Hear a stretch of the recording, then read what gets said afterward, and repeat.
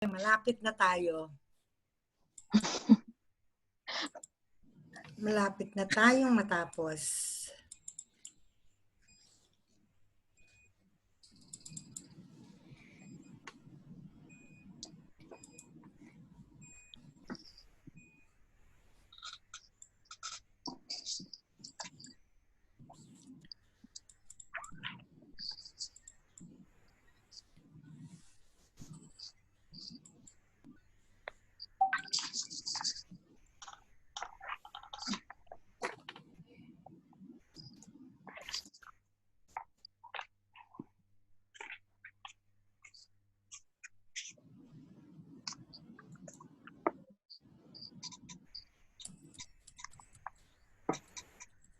So, nandun na tayo sa may do's and don'ts.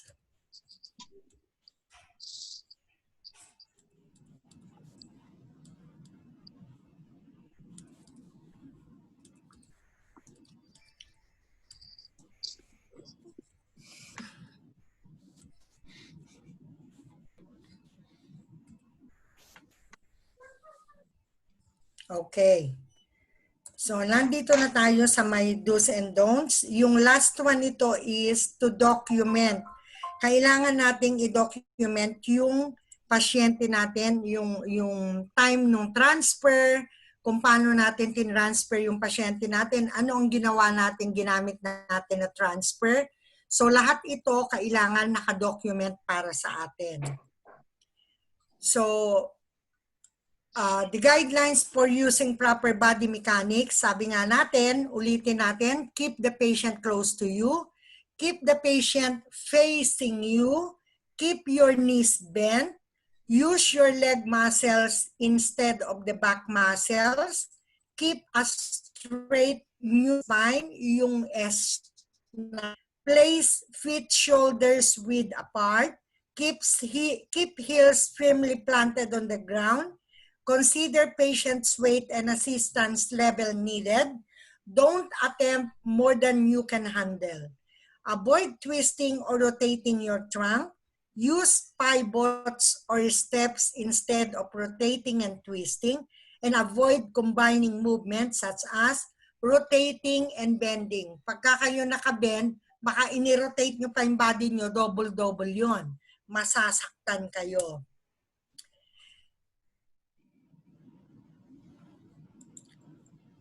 So, nandito tayo sa guidelines pa rin. Consider natin yung following na guidelines na to for transfer.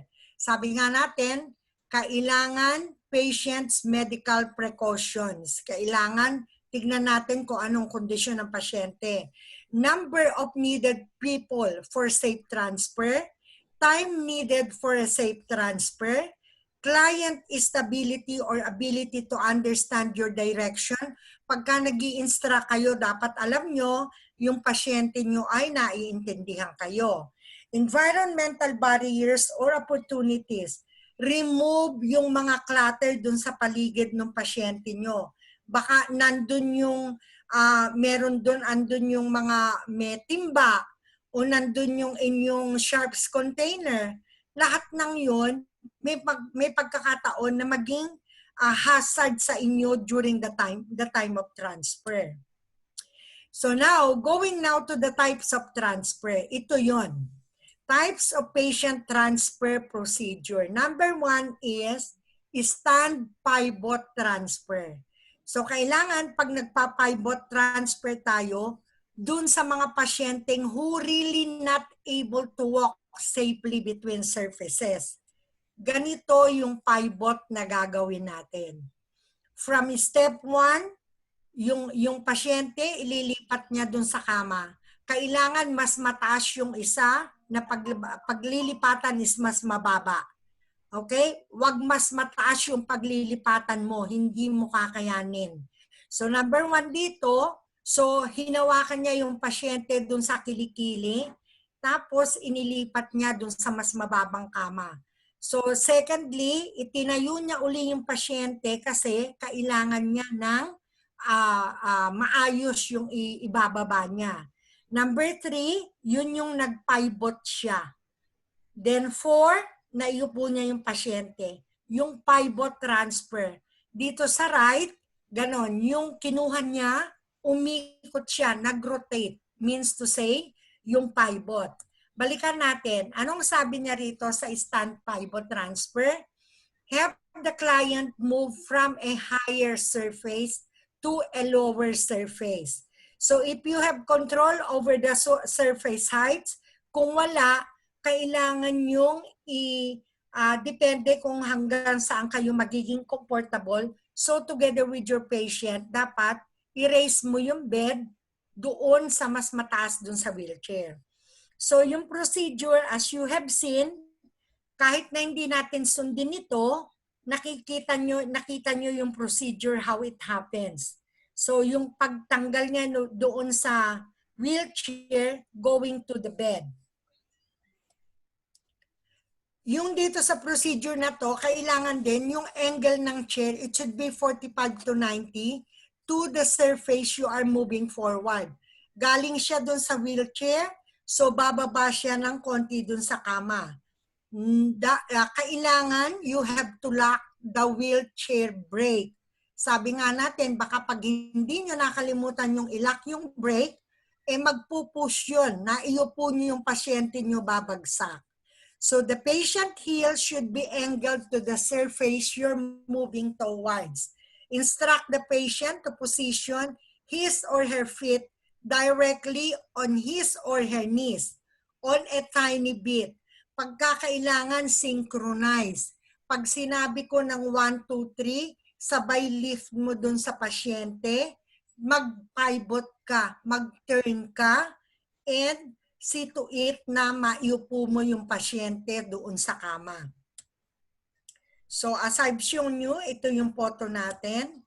Number 2 is the sliding board transfer. We have number 1 is yung pivot. Yung pivot natin, stand pivot transfer. Number 2 is sliding board transfer. So when a sliding board transfer, it is a piece of equipment, yung pinakita ko sa inyo kanina. So that is a piece of equipment that can be used by a person if is not able to use their legs to complete a transfer between surfaces, between bed to wheelchair, wheelchair to bed. So the board is used to make a solid bridge. So yung sliding board natin, yun ang parang magiging bridge ng pasyente, how you will transfer the patient easily. So yung procedure niya, ilalagay lang natin yung ating sliding board sa ilalim, tapos paupuin natin yung pasyente doon, hihilahin natin siya para easy accessible na makalipat siya sa kabila. So yung procedure nga, the same 45 to 90 degrees, lock the brakes of the wheelchair, and remove the arms of the chair if it is possible. So ngayon, ilagay mo yung board and let the board, hihilahin mo lang yon, tapos yun ang magiging able na bridge niya na makalipat doon sa kabila. So this is the sliding board transfer. So kung dito ka sa left dito, itatransfer mo yung pasyente mo with the sliding board. Dito ka doon sa, ilalagay mo doon sa ilalim ng pasyente mo, itatransfer mo doon sa kabila. But then kung yung pasyente mo ay galing sa operating table, inilipat nila doon sa patient trolley, tapos ililipat nila doon sa kama ng pasyente with the help of yung use ninyo ng sliding board. So dito, when the patient is going from the bed or from the wheelchair to the trolley, to the bed, kailangan mo gamitan ng sliding board pag hindi mo makayanan yung pasyente. Bent pivot transfer. When we are talking about the bent pivot transfer, yung client natin is on the higher surface parate to the lower surface. And if you have the control over the surface sides, kailangan when you are transferring, dapat nandun siya sa gilid na nung bed ng pasyente. So yung procedure niya, kagaya nito, this is it. Makikita ninyo dito na yung ililipat ninyo yung pasyente nyo using the bent. Nagbi-bent kayo using yung inyong hindi kayo naka-straight body, naka-bent kayo para mailipat nyo yung pasyente. So as the procedure, you have to lock the wheelchair, the brakes of the wheelchair, then assist the client to scoot the edge of the surface, tapos i-grasp nyo yung pasyente nyo para mag-twist kayo, mailipat dun sa kabila sa may wheelchair. Okay? So this is the bent transfer. So yung pag pinag-usapan natin yung one-person dependent transfer naman, ito yung kailangan mo, ikaw lang mag-isa. So you need yung pasyente mo maging close sa iyo para that time hindi mo mabibitawan yung pasyente mo. So kailangan maging close ka sa kanya o yung pasyente mo maging close sa iyo para paglipat mo kasama mo siya. As one-person dependent transfer procedure, sabi nga natin, kailangan steady ka. Yung mga feet mo, naka-steady ka.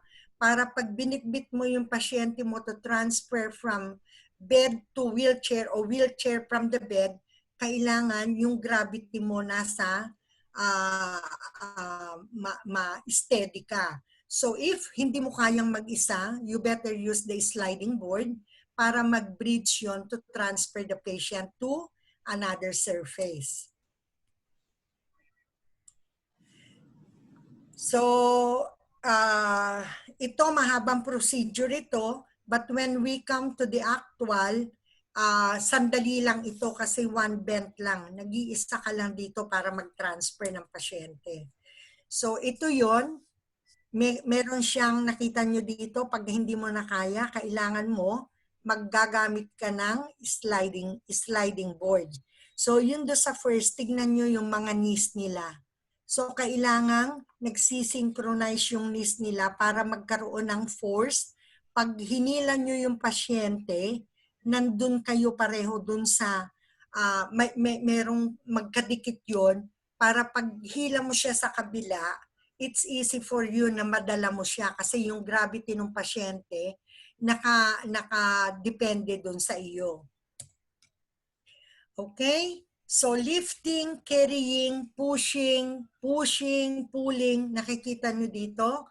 Yung mga pasyente natin, when in case of fire, kailangan natin, we have to lift them as like this. Tapos i-carry natin, hindi natin sila pwedeng i-carry ng tayo lang dalawa. Meron tayo, we will be needing another person to help us.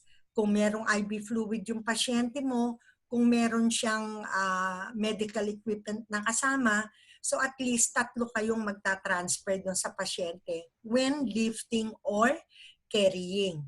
Pagka naman pushing, it is unlikely na hindi kayo pwedeng maging isa. So talagang most likely nag-iisa ka rito. Especially when pushing yung mga stretcher, yung mga patient trolley, yung pushing the wheelchair, nag-iisa lang naman yun eh.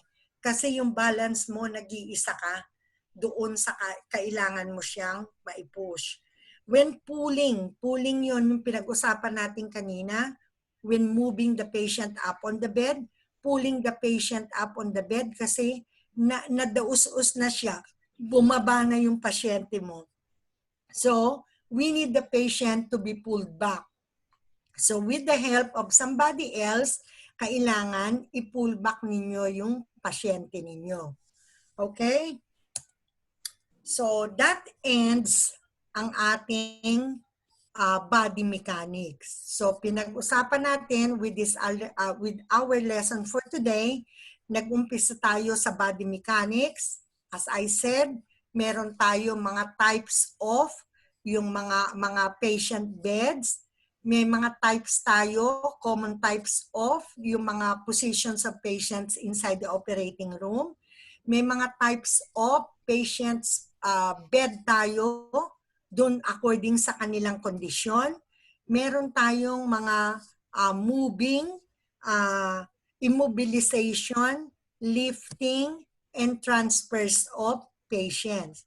So lahat ito is about all body mechanics. So meron tayong guidelines na kailangan natin is proper body alignment. Ano pa? So kailangan natin ng ano pang kailangan natin do sa mga proper body alignment natin? Posture, yung ating gravity. So we need also the gravity. Ano pa yung what do you still remember? Do sa pinag-usapan natin about yung ating mga guidelines. When moving a patient, how to move a patient, how to turn and position a patient, yung mga common na mga positions of patients, ergonomics, ano yung mga common na injury that we got from the improper or the poor body alignment or the poor body mechanics. Yung mga lifting technique natin, ito yon. Okay? So yung 4 basic principles of body mechanics, we have the posture, maintaining alignment yon. We have the base and support of center of gravity. Meron tayong muscle groups na we needed to be used. Yung utilize natin ito when we are doing our patient positioning. Lifting techniques. Ito yon, yung mga posture natin, base of support, muscle groups, and lifting techniques. Okay? We know what is strain about. Strain is the stretch of the tendon, and the sprain is the torn ligaments. The sprain versus strain, we have the herniated disc, which are the bulges or slip or ruptures.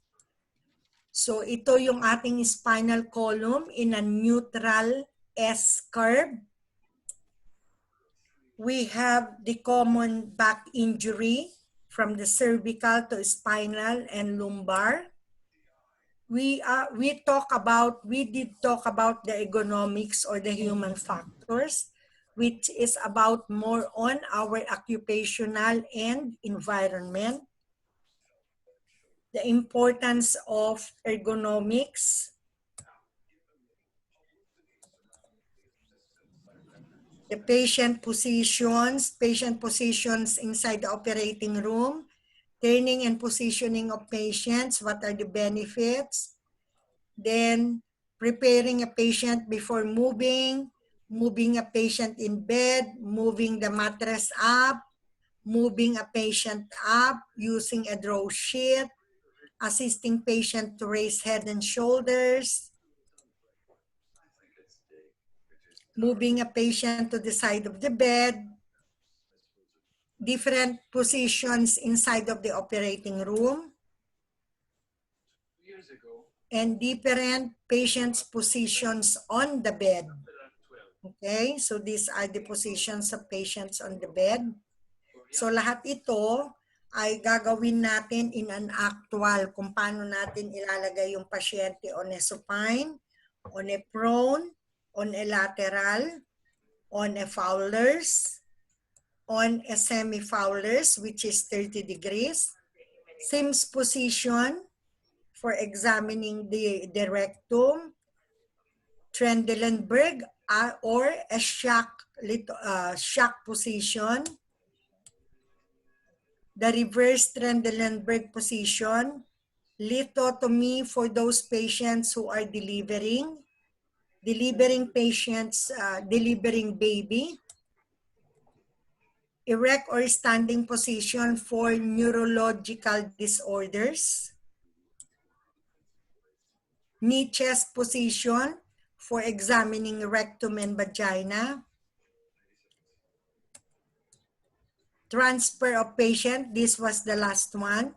We have the types of patient transfers, stand pivot, stand step, sliding with a sliding board, bent pivot, dependent, and mechanical lift. So these are the equipments that we need to use for easy transfer. And what are the key points or the guidelines in transferring a patient? The proper use of proper body mechanics. What else? The types of transfer, patient transfers. Okay, so lahat ito na pag-aralan natin ngayon. Is there anything that you need to, you did not understand, that you need more to clarify, to be explained well?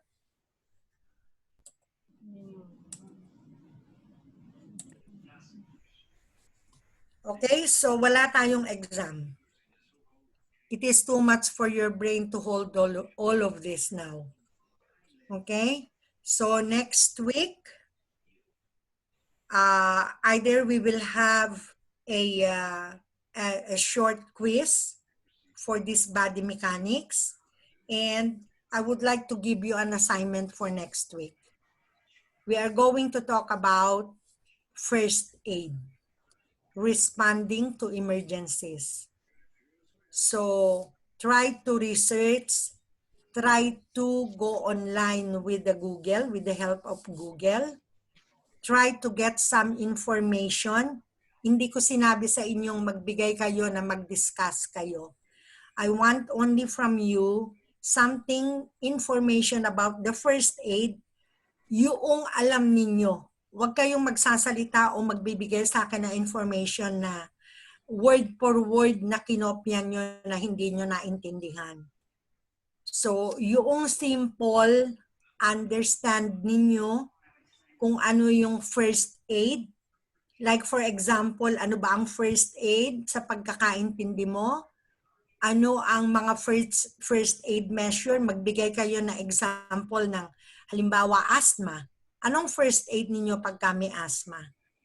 O pagka may pasyente kayo na burn. Or like let's say first aid is at home. Meron sa inyo na nabanlian ng tubig. So what is the first aid for that nabanlian ng tubig? Okay, so simple. Simple first aid. Household and workplaces. Yung mga condition, like as I told you, may asthma yung pasyente. Ano ang mga ginagawa natin? Pagka meron kang pasyente na nakita na may asthma. Simple first aid. Okay? So this is what I want you to do next week. So, a short quiz for our body mechanics, and mag-discuss tayo konti for the first aid from your assignment, yung mga research nyo. And then we will go forward to our lesson, Responding to Emergencies, ang title natin, which is first aid. Okay? Yung first aid, responding to emergency, will go proceed to fire safety kung meron tayong oras. Kasi yun yung mga responding to emergency. Sa workplace natin, pag nagkaroon ng fire, anong gagawin natin? So yung pasyente, yung ka-workmate mo, nahiwa ng kutsilyo or nahiwa ng something, what you will do? So simple first aid. What is first aid about? What is the, ano yung importance why we need to know what is first aid? And what we can do with the first aid? Anong first aid measures natin? For such, yung mga insect bites. Like for example, insect bites. Yung burn. I'm just giving you example now. So kung ano yung easy na mag-google ninyo. Okay? Not Google, but sometimes yung Google mali yung isinasabi niya. So magpunta kayo dun sa best references. Okay? May mga first aid, gano'n. First aid measures in a workplace, yung something na may reference. And give me your reference. Baka naman yung reference natin pareho tayo. Okay? So, kailangan i-ano nyo naman yung inyong references sa akin. Baka mas maganda yung reference ninyo about first aid, American blah blah, or Australian blah blah. Okay? So just give me something about the first aid. Okay, fine. So what I want you to do is prepare for a quiz next week, short quiz, and your assignment about responding to first aid measures. Halimbawa, natalamsikan ka ng mantika, anong gagawin mo? Or nasabuyan ka ng acid, what you will do with the acid? Yung ginagamit sa mga cleaning, disinfecting, sa toilet, yung mga ginagamit na acids, corrosives, yung mga first aid natin. Diba? Exciting? Kasi magi-interaction tayo, we will be discussing before the formal lesson about responding to emergencies. So kung paano tayo na-slide, nagka-sprain, anong gagawin natin pag may sprain? Diba? Nabukulan. Anong gagawin mo dun sa may nabukol? So our Zoom is going to end soon. Okay? So I'm giving you what's going to be there in the next Sunday we will meet. Okay, so understood? Okay po. Okay. So we will try to have a good, what do you call? A good interaction. Jennifer, sino to? Sino tong bago? Jennifer. Hi. Yeah. Sino? Na-late po ako. Na-late naman pala, oo. So, pumasok ka ba? Opo. So kadarating mo lang. Narating ko lang po. Kadarating mo lang. Ako naman, oo. So, paano yan? Do you want to take the whole or mag-self-study ka if this material will be given back to you? Opo, self-study na lang po. Okay. Masabi ko. O sige, so mag-study ka na lang. So I hope si Miss Yong ibabalik sa inyo to, i-share sa inyo ito. Tapos mag-study tayo, then we will have a quiz, short quiz next week. And narinig mo na meron tayong assignment regarding sa first aid? Oh, Yes po. Oo. So yun. So andyan ka pala. So at least ay nadagdagan tayo ng isa. Kompleto na tayo. Okay? Lab yung attendance natin, kompleto na tayo. Opo. 6 na tayo ngayon. Opo. Complete. Oo. Okay? So, baka mag-end itong Zoom natin. So, you got it clear. Next week. Fine? Fine So, po. meron tayong assignment at saka meron tayong simple quiz. Okay? O, sige na. So, thank you so much. Good night. Good night Salamat again. po. Ingat kayo. Till next Yes week. po. See you again. And God bless. God bless you Bye. bless po. God bless. God bless po. Bye. Bye all. Thank you. See you again. Bye-bye po.